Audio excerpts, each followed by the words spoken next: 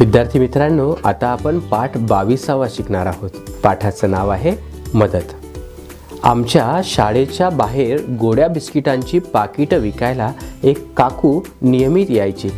शाळा सुटली की आम्ही शाळेसमोर जाऊन गोड्या बिस्किट घ्यायचो। ती मोठ्या आवडीने परस्परांमध्ये वाटून खात असे। आज कोण गोड्या बिस्किट घेणार हे पण आम्ही आधीच ठरवत असायचो। त्या गोड्यावाल्या काकू नियमित शाळेसमोर बसायच्या। त्या शाळा सुरू होण्याच्या आधीपासूनच यायच्या आणि शाळा सुटल्यानंतर सगळे घरी गेले की त्या सुद्धा जायच्या। विशिष्ट ऋतूमध्ये आवडणारे रानमेवे पण त्या विकायला आणायच्या। त्या गोड्या बिस्किटांसोबत गोड आंबट बोरं, करवंद, कवठ, इंग्रजी चिंचाही आणत। कधी कधी पैसे नसेल तेव्हा कोणी काही मागितलं तर काकू पटकन हातात द्यायच्या।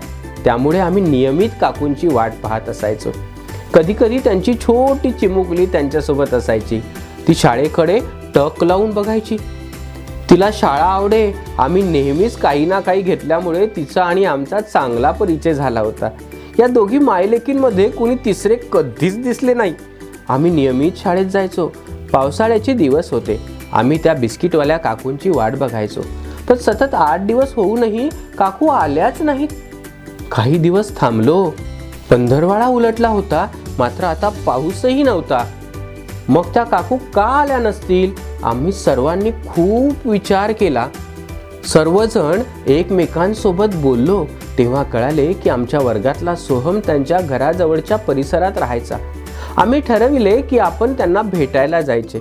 दुसऱ्या दिवशी आम्ही सर्व सोहमच्या घरी गेलो। त्याला घेऊन त्या काकूंकडे गेलो तर काकू अंथरुणावर झोपून होत्या। आम्ही आत गेलो। आम्हाला पाहून त्या कणत उठल्या। आम्ही समोरच्या फाटक्या सतरंजीवर बसलो तेव्हा कळलं की काकू खूप आजारी होत्या। त्यांची लहान चिमुरडी खिचडी लावत होती। आम्ही घरी परतलो। आईला खरं सांगितलं। आईने थोडे पैसे दिले, ते काकूंना द्यायला सांगितले। आम्ही सर्वांनी थोडे थोडे करून पैसे जमा केले। ते सर्व सोहमकडे देऊन काकूंना पाठवले। रोज आमच्यातला एक जण त्यांना डबा द्यायचा।